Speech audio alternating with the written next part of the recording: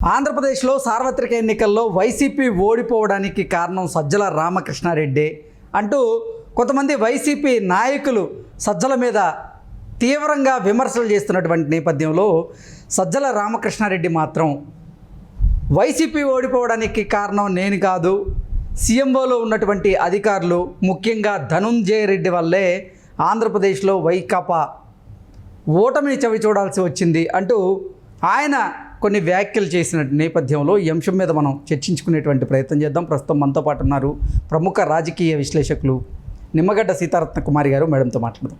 Madam నమస్తే. Madam నమస్తే.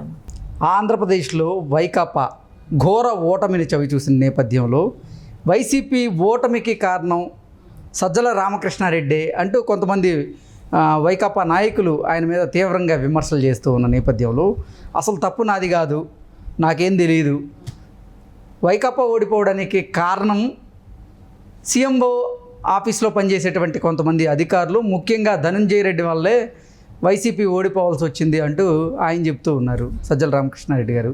అసలు ఏంటి వైకాపా ఓటమికి కారణాలు ఏంటి? సజ్జల రామకృష్ణారెడ్డి గారి మాటలను మనం ఏ రకంగా చూడొచ్చు అంటే ఏం చెప్తారు? అంటే ఓటమికి ఒకళ్ళు అని కారణం చెప్పడం కన్నా కూడా చాలా కారణాలు ఉంటాయి. ఒకటని కాదు, ఒక వ్యక్తి అని కాదు ఏ ఓటమి చెందడానికి. ముఖ్యంగా ఒక పార్టీ విజయం సాధించినా ఓడిపోయినా ఆ క్రెడిట్ కానీ డెబిట్ కానీ పార్టీ అధినేతకి ఫస్ట్ వెళ్తుంది. ఇది జగన్మోహన్ రెడ్డి గారి వైఫల్యం కిందే చూడాలి. అయితే ఇది ఒక క్రికెట్ లాగా చూసుకుంటే ఒక క్రికెట్ టీం ఓడిపోయినా గెలిచినా క్రెడిట్ ఆర్ డెబిట్ కెప్టెన్కే వెళ్తుంది. కానీ అది సమిష్టి కృషి. టీంలో ఉన్న ప్లేయర్స్ అందరూ బాగా ఆడితేనే గెలుస్తారు. ఇక్కడ కూడా రాజకీయ అంటే నేను ఎగ్జాంపుల్ కోట్ చేశాను ఫర్ ఈజీ అండర్స్టాండింగ్. పార్టీ విజయం సాధించడానికి ఓడిపోవడానికి కూడా జగన్మోహన్ రెడ్డి గారు మొట్టమొదటగా బాధ్యత తీసుకోవాలి ఓటమికి. తర్వాత విశ్లేషిస్తే ఓటమికి, ఇంత ఘోరమైన ఓటమికి కారణాలని విశ్లేషిస్తే కనుక, జగన్మోహన్ రెడ్డి గారి ఇంటర్నల్గా విశ్లేషణ చేస్తే కనుక ప్రతి అంశాన్ని కూలంకషంగా చూడాల్సినటువంటి పరిస్థితి. ఎందుకంటే ఇది కనీసం ప్రతిపక్ష హోదా రాని పరిస్థితుల్లో చాలా లోతుగా విశ్లేషణ చేయాల్సిన అవసరం ఉంది. అయితే ఇక్కడ ధనుంజయ రెడ్డి గారు అని సజ్జల రామకృష్ణారెడ్డి గారు అనడం, నేను కాదు అసలు సకల శాఖ మంత్రి సజ్జల రెడ్డి గారే అని ధనుంజయ గారు కానీ లేకపోతే సీఎంఓ ఆఫీస్ వాళ్ళు కానీ ఒకళ్ళ మీద ఒకళ్ళ ఆరోపణలు చేసుకోవడం ఏంటంటే they are not ready to take responsibility.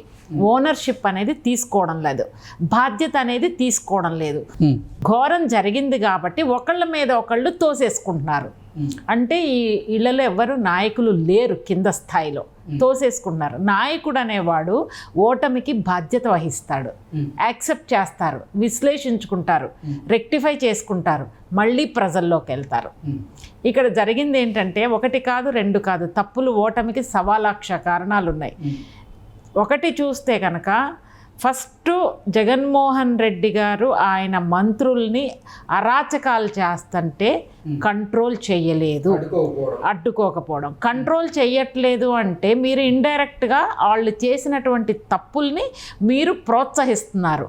అసలు వైసీపీ ఓడిపోయిన తర్వాత కొంతమంది మాజీ మంత్రులు, కొంతమంది వైకాపా నాయకులే బయటికి వచ్చేసి జగన్మోహన్ రెడ్డి తీసుకున్న నిర్ణయాల వల్ల వైసీపీ ఓడిపోవాల్సి వచ్చింది అంటూ కొంతమంది చెప్తూ ఉంటే, అసలు వాలంటీర్ల వ్యవస్థ వల్ల నేతలకి ప్రజలకి మధ్య కొంచెం గ్యాప్ వచ్చింది, అదే ఓటమికి కారణం అంటూ మరికొంతమంది చెప్తూ ఉన్నారు. ఇంకొంతమంది ఏమో అసలు జగన్మోహన్ రెడ్డి కోటరీ వల్ల వైకాపా ఓడిపోవాల్సి వచ్చిందని మరికొంతమంది చెప్తూ ఉన్నారు. ఇలా రకరకాలుగా భిన్న అభిప్రాయాలు అయితే వినపడుతూ ఉన్నాయి. అది కరెక్టే. నేనేమంటున్నా అంటే ప్రజల్లో ఇంత తీవ్రమైన వ్యతిరేకత వచ్చిన దానికి విశ్లేషించాలి. ఇంత తీవ్రమైన వ్యతిరేకత అంటే ప్రజలకి ఎమ్మెల్యేలకి ఎంపీలకి మధ్య గ్యాప్ ఉందంటే నేను నమ్మను. వాలంటీర్ సిస్టమ్ ఉన్నప్పటికీ కూడా పోనీ అది జగన్మోహన్ రెడ్డి గారి సొంత సేన, సొంత సృష్టి అని అనుకున్నా కూడా మిమ్మల్ని ఎమ్మెల్యేలని ఎంపీలని మిమ్మల్ని ఎవరు ఆపారు ప్రజల మధ్యకి వెళ్ళడానికి? మీరు డైరెక్ట్గా ప్రజల దగ్గరికి వెళ్ళొచ్చు, మీ స్థాయిలో మీరు చేయాలనుకున్నది చేయొచ్చు, ప్రజలకు అందుబాటులో ఉండొచ్చు, ప్రజా సమస్యల్ని పరిష్కరించడంలో మీరు కీలక పాత్ర పోషించవచ్చు. సో వాలంటీర్ సిస్టమ్ అనేది కాదు ఇక్కడ. ప్రజలు వీళ్ళు మెయిన్గా జరిగింది ఏంటంటే కృష్ణ ఇక్కడ అరాచకం, అక్రమాలు, అపోజిషన్ పార్టీ వాళ్ళని ఇబ్బందులు పెట్టడం, కేసులు పెట్టడం, వైఎస్ఆర్సీపీ పార్టీ వాళ్ళు అపోజిషన్ పార్టీస్ మీద దాడి చేసినా కూడా ఖండించకపోవడం, ఒక బూతు భాషని మంత్రులు ఉపయోగిస్తుంటే జగన్మోహన్ రెడ్డి గారు ఖండించకపోవడము, ఇవన్నీ కూడా గత 5 సంవత్సరాల నుంచి ప్రజలు గమనిస్తున్నారు. అందులో ఆంధ్ర రాష్ట్ర ప్రజలు చాలా తెలివైన వాళ్ళు, రాజకీయ విఘ్నత కలిగిన వాళ్ళు, రాజకీయ చతురత కలిగిన వాళ్ళు కూడా. సో ఆంధ్ర ప్రజల్ని ఎక్కడా కూడా తక్కువ ఎస్టిమేట్ వేయడానికి వీల్లేదు. వాళ్ళకి కూలంకషంగా క్షుణ్ణంగా ఏం జరుగుతుంది, తెలుగుదేశం పార్టీలో ఏం జరుగుతుంది, జనసేనలో ఏం జరుగుతుంది, వైఎస్ఆర్సీపీలో ఏం జరుగుతుంది, ఆ నాయకులు కింద క్యాడర్ని ఏ విధంగా ప్రోత్సహిస్తున్నారు, ఎటువైపు ప్రోత్సహిస్తున్నారు అనేది ప్రజలు ఈ 5 సంవత్సరాల నుంచి గమనించారు. ఈ ఎక్కడైతే ఈ అరాచకాలు, అక్రమాలని, భూదందా చేయడం, ఇసుక మాఫియా చేయడం, ఇవన్నీ కూడా ఎక్కడా కూడా జగన్మోహన్ రెడ్డి గారు బహిరంగంగా వాళ్ళని కంట్రోల్ చేయలేదు. ఇంకొకటి, సాక్షాత్తు చంద్రబాబు నాయుడు గారి వైఫ్ని తప్పుగా మాట్లాడినప్పుడు కూడా జగన్మోహన్ రెడ్డి నిజమైన నాయకుడైతే కనుక బయటకు వచ్చి, అమ్మ నన్ను క్షమించండి, నేను ముఖ్యమంత్రిగా ఉన్నప్పుడు మా మంత్రులు కానీ లేకపోతే మా ప్రజాప్రతినిధులు కానీ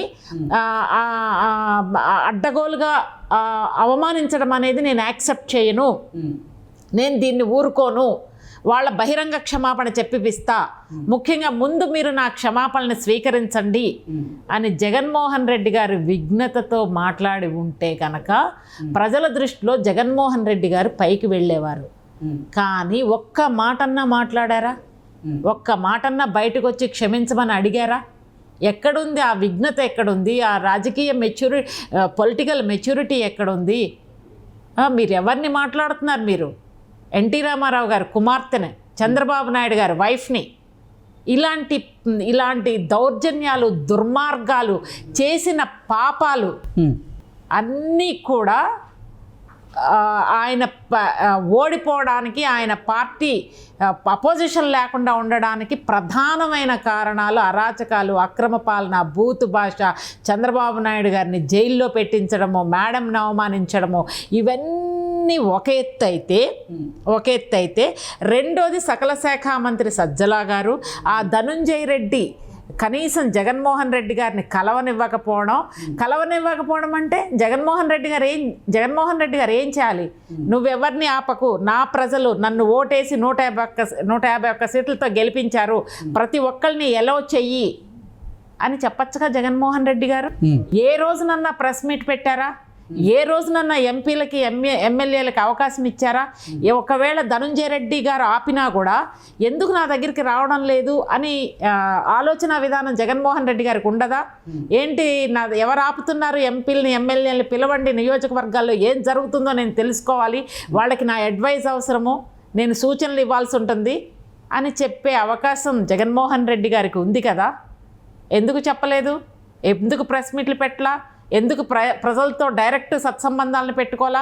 అధికారంలోకి వచ్చే వరకు పాదయాత్ర చేసి అధికారంలోకి వచ్చిన తర్వాత ప్రజల దిక్కు చూడకుండా, ప్రజలతో మాట్లాడకుండా, ప్రజలతో సంబంధాలు లేకుండా, ప్రజాప్రతినిధులతో సంబంధాలు లేకుండా, ప్రెస్ మీట్స్ లేకుండా బయట ఏం జరుగుతుందో తెలుసుకోకపోవడం జగన్మోహన్ రెడ్డి గారు చేసినటువంటి అతిపెద్ద తప్పిదం.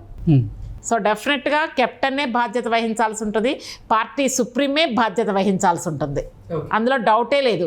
ఈ రోజున అఖండమైన విజయం వచ్చింది అంటే దానికి కారణం చంద్రబాబు నాయుడు గారి లీడర్షిప్. అదే ఓడిపోయిన 2019లో కూడా చంద్రబాబు నాయుడు గారి లీడర్షిప్గానే భావించాలి మనం. అది టీం వర్క్ అయినప్పటికీ కూడా whether plus positive or negative will go to party supreme, అందులో డౌటే లేదు. సో ఏది జరిగినా కూడా ఆ యొక్క అధినేతకే చెందుతుందని మాత్రం స్పష్టంగా చెప్పచ్చు. ఓకే అండి, thank you so much. Thank you.